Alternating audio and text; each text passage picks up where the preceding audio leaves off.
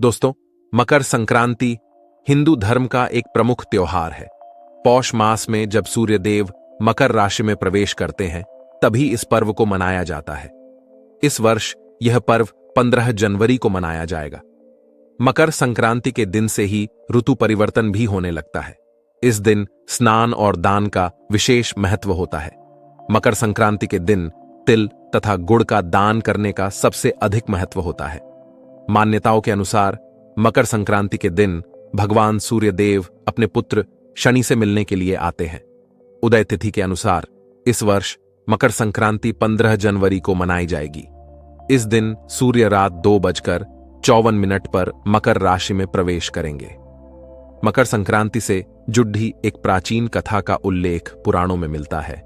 कथा के अनुसार मकर संक्रांति के दिन गाय की सेवा करने का बहुत अधिक महत्व होता है। इस दिन गाय को कुछ चीजें जरूर खिलानी चाहिए, जिससे सूर्यदेव की विशेष कृपा प्राप्त होती है। इस दिन अन्य कुछ महत्वपूर्ण उपाय भी अवश्य करने चाहिए। तो चलिए, सबसे पहले हम जानते हैं मकर संक्रांति के दिन गाय को कौन सी चीजें खिलानी चाहिए। दोस्तों, एक बार द्वारका में भगवान श्री कृष्ण से मिलने के लिए उनके एक सखा आते हैं, जो दूर मध्य देश में निवास करते थे। श्री कृष्ण के मित्र अत्यंत दुखी और दरिद्री थे, इसीलिए वे भगवान श्री कृष्ण के पास गरीबी को दूर करने के लिए उपाय मांगने आते हैं।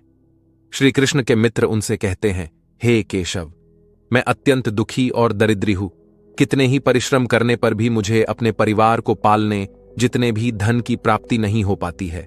हे द्वारकाधीश, मैं आपके पास धन संपत्ति मांगने नहीं आया हूं, किंतु आप मुझे ऐसा कोई उपाय बताएं जिससे मेरी दरिद्रता दूर हो जाए और मैं अपने परिवार का पालन कर सकूं। मैं किसी लोभ के कारण आपके पास नहीं आया हूं और ना ही मुझे धन चाहिए। मैं तो बस इतना चाहता हूं कि आपकी कृपा सदैव मुझ पर बनी रहे। कृपया मुझे मेरी गरीबी दूर करने के लिए कोई उपाय बताओ। मैं जीवन भर आपका ऋणी रहूंगा।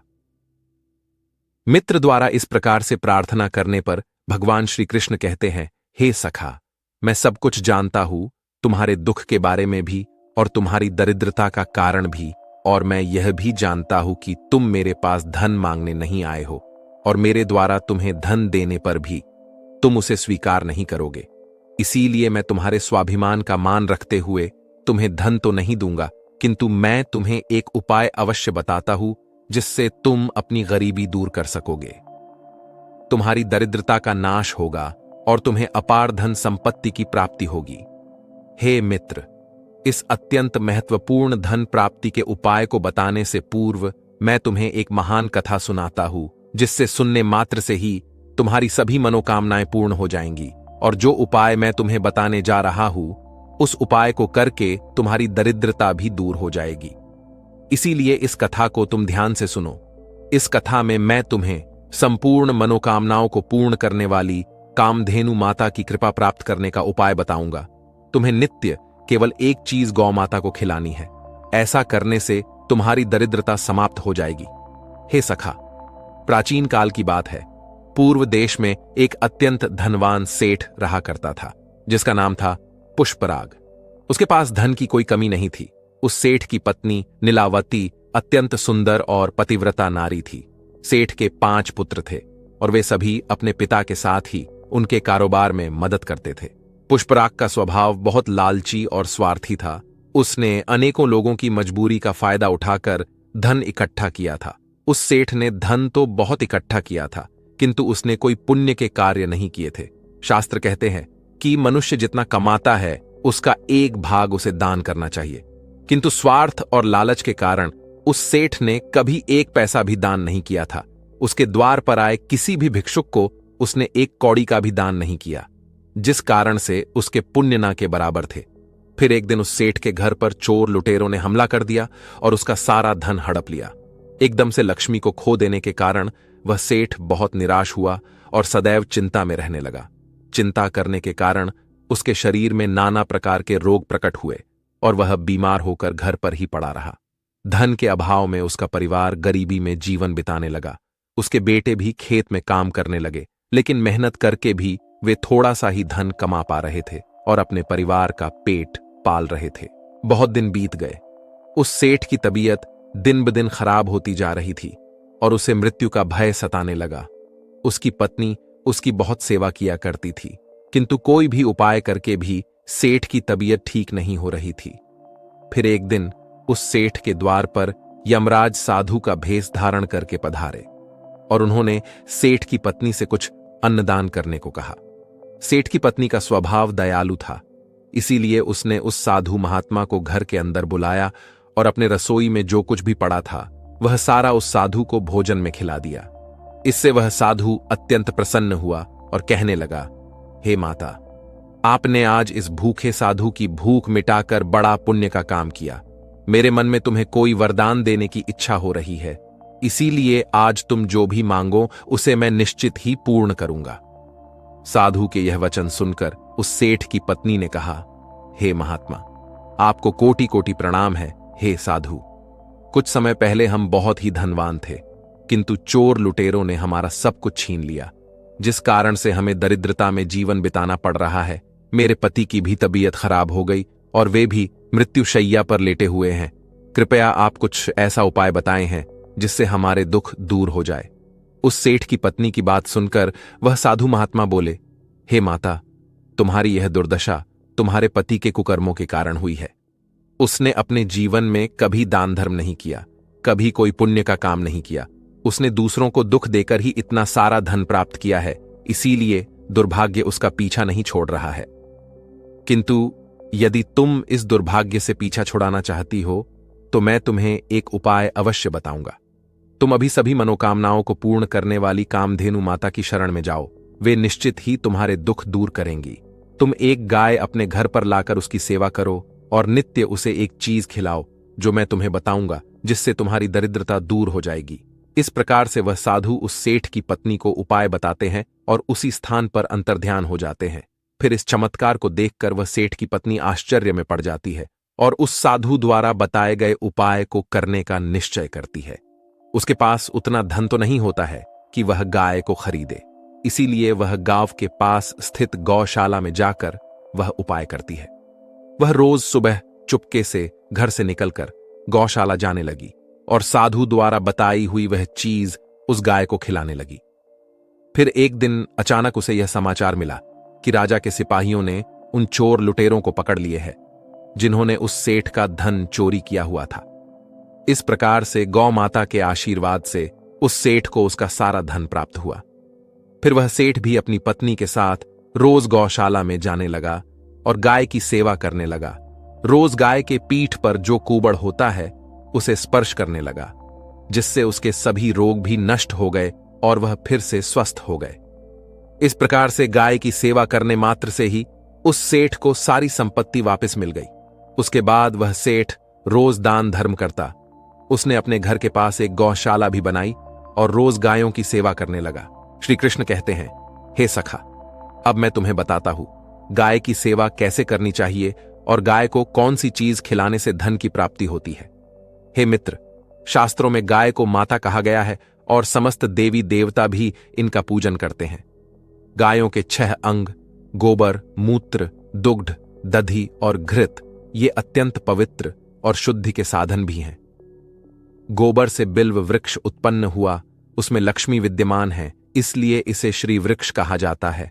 गोबर से ही कमल के बीज उत्पन्न हुए हैं। गोमूत्र से गुग्गुल की उत्पत्ति हुई है, जो देखने में प्रिय और सुगंधि युक्त है, जो सभी देवों का आहार है। संसार में मूलभूत गोदुग्ध से उत्पन्न है। सभी मांगलिक पदार्थ दही से उत्पन्न हैं। घी से अमृत उत्पन्न होता है, जो देवों की तृप्ति का साधन है। गाय से ही यज्ञ प्रवृत्त होता है। गौ माता के शरीर में 33 कोटि देवी देवताओं का निवास होता है। गाय एक अत्यंत पवित्र, निर्मल, शांत, निष्पाप जीव है। ऋग्वेद में इसे संसार का पालन पोषण करने वाली कामधेनु माता कहा गया है। इसके दर्शन मात्र से मनुष्य के हजारों पाप नष्ट हो जाते हैं। इसीलिए कभी इस निष्पाप गौ माता पर अत्याचार नहीं करना चाहिए।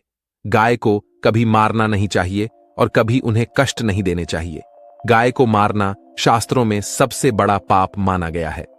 जो मनुष्य गाय की निस्वार्थ भाव से सेवा करेगा वह सुख समृद्धि प्राप्त करेगा।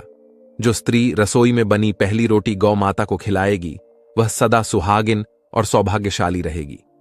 जो लोग अपने घर में गाय से प्राप्त पंचगव्य को घर में रखेगा, उसके घर में कभी दुख दरिद्रता नहीं आएगी। जो व्यक्ति प्रतिदिन किसी न किसी तरह से गौ माता की सेवा करता है, वह सबसे अधिक पुण्यवान बन जाता है।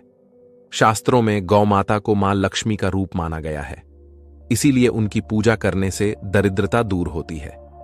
प्राचीन काल से ही गौ माता की सेवा और संरक्षण करने की परंपरा चली आ रही है। कई आर्षि मुनि अपनी कुटिया में गायों का पालन करते थे तथा राजा महाराज गायों का दान करते थे। गायों के दान को सबसे बड़ा दान कहा गया है। गाय का दान करने से सभी जन्मों के पाप नष्ट हो जाते हैं और मनुष्य को मोक्ष की प्राप्ति होती है। गौ माता के दर्शन करना बहुत शुभ होता है। शास्त्र कहते हैं, रोज सुबह गाय के दर्शन होने से पुण्य की प्राप्ति होती है और सुबह गोबर के दर्शन होने से लक्ष्मी की प्राप्ति होती है। अगर किसी महत्वपूर्ण कार्य के लिए जा रहे हैं और अचानक ही गौ माता आपके रास्ते में आ जाती है, तो वह कार्य निश्चित ही सफल हो जाता है। किसी भी यात्रा पर निकलते समय अगर गौ माता के दर्शन हो जाए तो वह यात्रा सुखपूर्वक पूर्ण हो जाती है, इसमें संशय नहीं है। कुंडली में यदि पितृदोष होता है तो अन्य उपायों के साथ साथ गौ माता को प्रतिदिन रोटी और घास खिलाने से लाभ होता है और पितृदोष से मुक्ति मिलती है। इसी तरह कुंडली में यदि शनि की 7.5 या महादशा है तो हर शनिवार और अमावस्या को काले रंग की गाय को घास या रोटी खिलाएं और उसकी पूजा करें। इससे शनि दोष कम होता है। गौमूत्र यानी कि गाय का मूत्र बहुत ही उपयोगी, पवित्र और स्वास्थ्य की दृष्टि से अत्यंत हितकारी होता है। आध्यात्मिक दृष्टि से तो गौमूत्र का महत्व है ही, साथ ही वैज्ञानिक और स्वास्थ्य की दृष्टि से भी गौमूत्र के बहुत से लाभ बताए गए हैं। गौमूत्र में बहुत से खनिज पदार्थ और स्वास्थ्य वर्धक तत्व होते हैं जो हमारे शरीर की शुद्धि करते हैं और बहुत से रोगों से भी बचाते हैं। साथ ही गौमूत्र छिड़कने से वातावरण में शुद्धता और पवित्रता व्याप्त हो जाती है। इसीलिए हमारे शास्त्रों में शरीर को निरोगी रखने के लिए प्रतिदिन गौमूत्र का सेवन करने तथा घर में गौमूत्र छिड़कने के लिए कहा गया है। कुंडली में शुक्र ग्रह की स्थिति को मजबूत करने के लिए ज्योतिष शास्त्र के अनुसार सुबह के भोजन में सबसे पहली रोटी निकालकर एक सफेद गाय को खिलाना शुभ माना जाता है। अगर कुंडली में बुध ग्रह कमजोर है या किसी कारण इसके दुष्प्रभाव झेलने पड़ रहे हैं तो हर बुधवार के दिन गाय को हरा चारा खिलाना शुरू कर दें। इससे बुध से जुड़े दुष्प्रभाव दूर होंगे और आपको तमाम समस्याओं का हल मिल जाएगा। अगर कुंडली में मंगल दोष है जिसके कारण आपके जीवन में कई तरह की परेशानियां हैं तो लाल रंग की गाय की सेवा करें। मंगलवार के दिन गाय का पूजन करें और उसे गुड़ और चने आदि खिलाएं। बृहस्पति ग्रह को जीवन के सभी मांगलिक कार्यों का कारक माना जाता है। ऐसे में अगर किसी व्यक्ति के जीवन में विवाह आदि मांगलिक कार्यों में विघ्न निर्माण हो रहे हैं तो उन लोगों को कुंडली में बृहस्पति ग्रह की स्थिति को मजबूत करने के लिए रोटी पर गुड़ और चने रखकर गाय को खिला देना चाहिए। इससे शुभ परिणाम प्राप्त होते हैं। अगर घर में अशांति है, लड़ाई झगड़े होते रहते हैं तो घर में सुख शांति बनाए रखने के लिए घर के अंदर गाय के गोबर से बने उपले को जलाना चाहिए और उसका धुआं संपूर्ण घर में फैलाना चाहिए। इससे घर की नकारात्मक ऊर्जा नष्ट होती है और सकारात्मक ऊर्जा में वृद्धि होती है। गाय के दूध, दही, घी, गोबर और गौमूत्र से बनने वाले मिश्रण को पंचगव्य कहते हैं।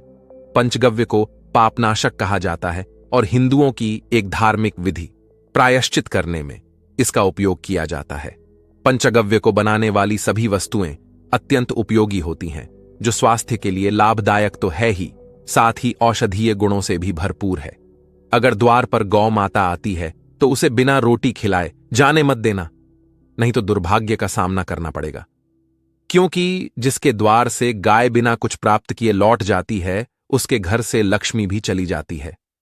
प्रत्येक स्त्री को प्रतिदिन गाय के लिए एक रोटी बनानी चाहिए और प्रेम से गौ माता को खिलानी चाहिए।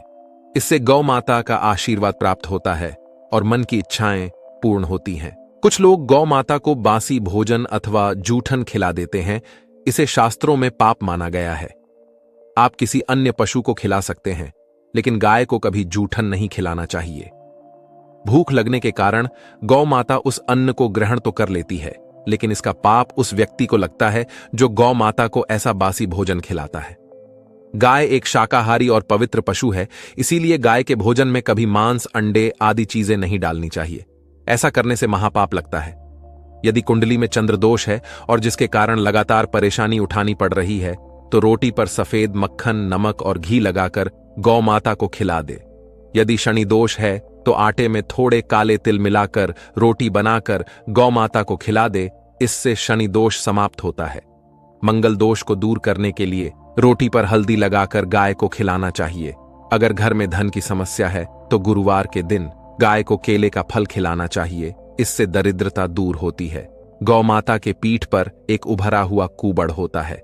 उस कूबड़ में सूर्य केतु नाड़ी होती है। जब भी द्वार पर गौ माता पधारे तो इस कूबड़ को एक बार जरूर स्पर्श करे। इससे जीवन से सभी रोगों का अंत होगा और धन संपत्ति की प्राप्ति होगी। शास्त्रों में कहा गया है, जो मनुष्य तन मन धन से गौ माता की सेवा करता है, वह मृत्यु के बाद वैतरणी नदी को गौ माता की पूंछ पकड़कर पार कर लेता है। उस व्यक्ति की अकाल मृत्यु नहीं होती है और उसे मोक्ष की प्राप्ति होती है। जिस व्यक्ति के भाग्य की रेखा सोई हुई है, अगर वह व्यक्ति अपनी हथेली पर गुड़ रखकर गौ माता की जीभ से चटाता है तो उसकी सोई हुई भाग्य रेखा खुल जाती है और उसका दुर्भाग्य सौभाग्य में परिवर्तित हो जाता है। तो दोस्तों, इस प्रकार से भगवान श्री कृष्ण ने गाय का महत्व बताया है।